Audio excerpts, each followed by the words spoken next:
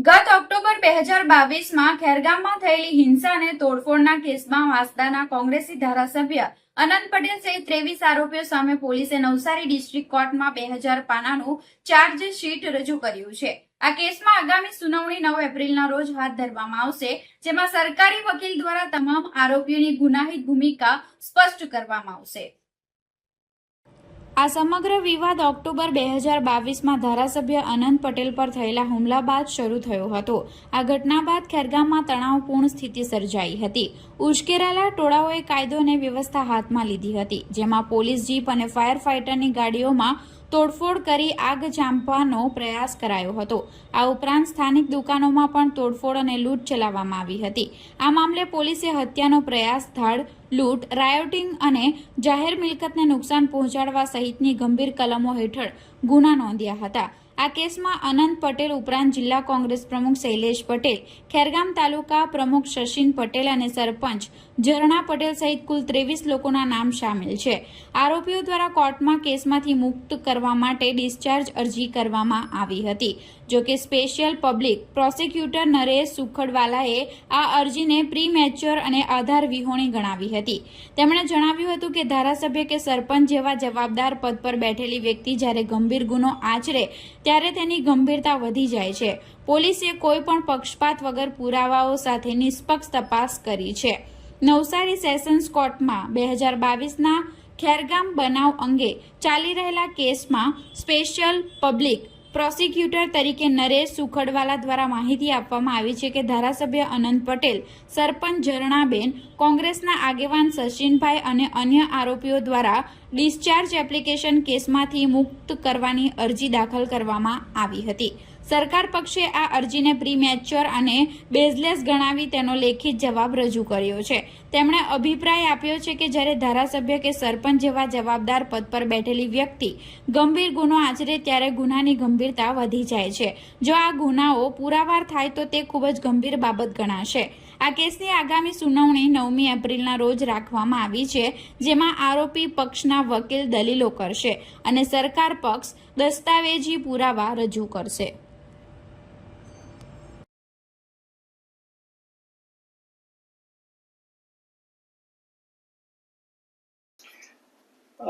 હું નરેશ સુખડવાલા, સરકારના ગૃહ વિભાગ તરફથી જે ખેરગામમાં 2022માં બનાવ બનેલો તે બનાવમાં ધારાસભ્ય અનંત પટેલ, પછી સરપંચ ઝરણાબેન, કોંગ્રેસના આગેવાન શશીનભાઈ, કોંગ્રેસના જિલ્લા પ્રમુખ વગેરે વિરુદ્ધ જે લૂંટ અને એટેમ્પ્ટ ટુ કમિટ મર્ડરનો કેસ દાખલ થયો, એ કેસમાં સરકાર તરફે મારી સ્પેશિયલ પીપી તરીકે નિમણૂક કરવામાં આવી છે।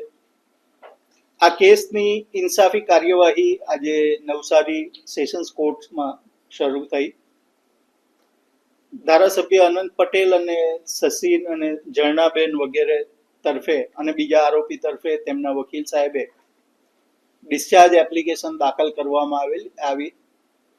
ડિસ્ચાર્જ એટલે કે મારી વિરુદ્ધ કોઈ કેસ બનતો નથી, મને બિન તોહમત કોઈ આક્ષેપનામું મૂક્યા વગર અમને બધાને નિર્દોષ અમને છોડી મૂકો તે પ્રકારની અરજી દાખલ કરવામાં આવી। એ અરજીનો વિગતવારનો લેખિત જવાબ આ કેસના તપાસ કરનાર અમલદાર ડીવાયએસપી શ્રી ગોહિલ સાહેબે તૈયાર કર્યો અને એ આજે નામદાર કોર્ટ સમક્ષ રજૂ કરવામાં આવ્યા। એ જવાબમાં ધારાસભ્ય અનંત પટેલનો જે રોલ હતો તેનો બી ઉલ્લેખ કરવામાં આવ્યો, બીજા આરોપીઓનો જે રોલ હતો તે પણ ઉલ્લેખ કરવામાં આવ્યો, કોંગ્રેસના શશીનભાઈ અને સરપંચ એનો શું રોલ હતો તેનો પણ ઉલ્લેખ કરવામાં આવ્યો, કોંગ્રેસના જિલ્લા પ્રમુખનો પણ જે રોલ હતો તેનો પણ ઉલ્લેખ કરવામાં આવ્યો। સાથે સાથે ફરિયાદમાં આ લોકોના નામ છે, આરોપીઓના તમામ નામ છે અને આ ધારાસભ્ય સહિત તમામ આરોપીએ જે રોલ ભજવો છે તે રોલનો પણ ઉલ્લેખ ફરિયાદમાં જ છે અને આ તબક્કે ફરિયાદ ખોટી છે તેવું માની શકાય તેમ નથી અને એને માટે પુરાવો લેવો જરૂરી છે। એટલે ડિસ્ચાર્જ અરજી જે આપી છે એ પ્રીમેચ્યોર ડિસ્ચાર્જ અરજી છે અને બેઝલેસ ડિસ્ચાર્જ એપ્લિકેશન છે તેવી રજૂઆત આજે નામદાર કોર્ટ સમક્ષ અમે કરી। એટલું જ નહીં, નામદાર કોર્ટમાં એવું પણ કહેવામાં આવ્યું કે આ સમય પસાર કરવાને માટે આવી અરજી આપી હોય તેવું દેખાઈ આવે છે પ્રાઇમા ફેસી, કારણ કે અરજીના કન્ટેન્શનમાં જ એક જ વાત છે કે અમે નિર્દોષ છે અને ખોટી રીતે ફસાવી દીધા છે, એના સિવાય બીજી કોઈ મહત્વની બાબત અરજીમાં નીકળી આવતી નથી, જેથી એ અરજી નામંજૂર ખર્ચ સાથે નામંજૂર કરવાનું જણાવ્યું. સાથે સાથે આજે આ કોઈ પણ આરોપીઓ નામદાર કોર્ટ સમક્ષ હાજર નહોતા. જે કોંગ્રેસના સસીનભાઈ છે, પછી સરપંચ ઝરણાબેન છે, એ લોકો હાજર ન હતા. આરોપીના વકીલ તરફે એવી રજૂઆત કરવામાં આવી કે આજે ખેરગામ મુકામે જે કેસ છે ત્યાં હાજર છે, તેમ છતાં અમારા તરફે સરકાર તરફે એક વોરંટની અરજી આપવામાં આવી અને સાથે સાથે એવી પણ રજૂઆત કરવામાં આવી કે આવતી મુદતે આમાંના કેટલા આરોપીઓ કોર્ટમાં હાજર હતા તે રોજકામ સાથે એનો પુરાવો આરોપીના વકીલ કોર્ટમાં રજૂ કરે તેવી રજૂઆત પણ કરવામાં આવી. એટલે આમ હવે આ કેસ 9મી એપ્રિલે રાખવામાં આવ્યો છે. 9મી એપ્રિલે આરોપીના વકીલ દલીલ કરશે અને સાથે સાથે સરકાર પક્ષે દસ્તાવેજી પુરાવાનું લિસ્ટ વગેરે પણ અમે મૂકનાર છીએ. જે જવાબદાર ધારાસભ્ય છે એમના સામે આ ગુનો આપણે આક્ષેપો ચાલી રહ્યો છે, શું એમની જવાબદારી શું હતી? તાંગડી જે આ ઘટનાઓ બની, જ્યાં તોડફોડ થઈ, વાહનોને નુકસાન થયું, આપ શું માનો છો?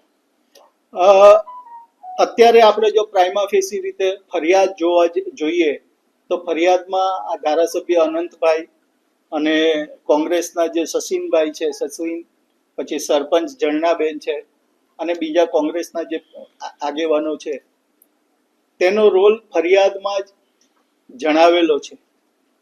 હવે એ ફરિયાદનો જે ને મદદ કરતા કોરોબોરેટિવ પીસ ઓફ એવિડન્સ જે બધા સ્ટેટમેન્ટો છે તેનો પુરાવો પણ અમે કોર્ટમાં રજૂ કરીશું અને પછી કોર્ટ નિર્ણય લેશે કે એની શું જવાબદારી થતી હતી. પણ હું અંગત રીતે એવું માનું કે જ્યારે કોઈ જવાબદાર વ્યક્તિ જેવા કે ધારાસભ્ય હોય, સરપંચ હોય, મેયર હોય કે કોઈ પણ પોલિટિકલ હોદ્દા ઉપર હોય કે કોઈ પણ સમાજના આગેવાનો હોય, તે ગંભીર કોઈ પણ ગુનો આચરે તો એ ગુનાની ગંભીરતા વધી જાય છે. હંમેશા ગુનાની તમે કાયદામાં જ્યારે કાયદો, હું આ કેસની વાત નથી કરતો, હું જનરલ વાત કરું છું કે કાયદામાં એક સજાની જોગવાઈ હોય કે મહત્તમ સજા આટલી અને ઓછી સજા આટલી. તો આમાં એ પણ એક ફેક્ટર કામ કરે છે કે જ્યારે જવાબદાર વ્યક્તિ કોઈ ગુનો કરતો હોય અને એ ગુનો જો પુરવાર થાય તો એમાં ગુનાની માત્રા વધારે છે તેવું કહી શકાય. સર, એમના પર જે કલમ લાગી છે ધારાસભ્ય પર, એમના પદને આ કલમો કેટલી પ્રભાવિત કરશે? એ કેસ પુરવાર થાય તેના ઉપર છે. પણ આપને એક વાત હું સ્પષ્ટ આપના મીડિયાના માધ્યમથી જણાવવા માંગુ છું કે પોલીસ તપાસના 3 કેસના મેં પેપર્સો જોયો, અભ્યાસ કર્યો. એ અભ્યાસ ઉપરથી એ તપાસના કાગળો જોતા એવું સ્પષ્ટ દેખાય છે કે પોલીસે કોઈ પણ પક્ષની કોઈની પણ તરફદારી કર્યા વગર કાયદો શું કહે છે તે મુજબની એને તપાસ કરી છે. એટલે પોલીસે કોઈ પીક એન્ડ ચૂઝની નીતિ અપનાવીને કોઈ એક પોલિટિકલ પાર્ટીને ફાયદો કરવા અને બીજાને નુકસાન કરવાને માટે તપાસ કરી હોય તેવું આ કેસમાં દેખાતું નથી.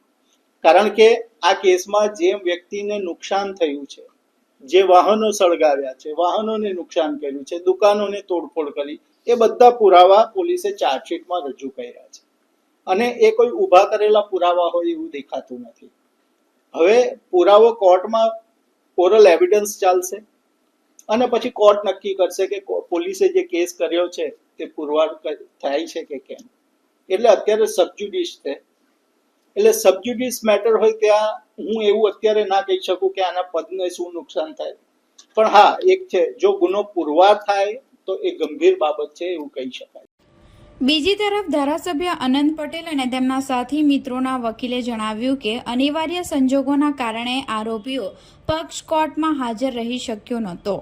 વકીલના જણાવ્યા મુજબ આજે કોર્ટમાં માત્ર અરજીઓની સુનાવણી હાથ ધરાઈ હતી અને તે સિવાય કોઈ વિશેષ કાર્યવાહી કરવામાં આવી નથી.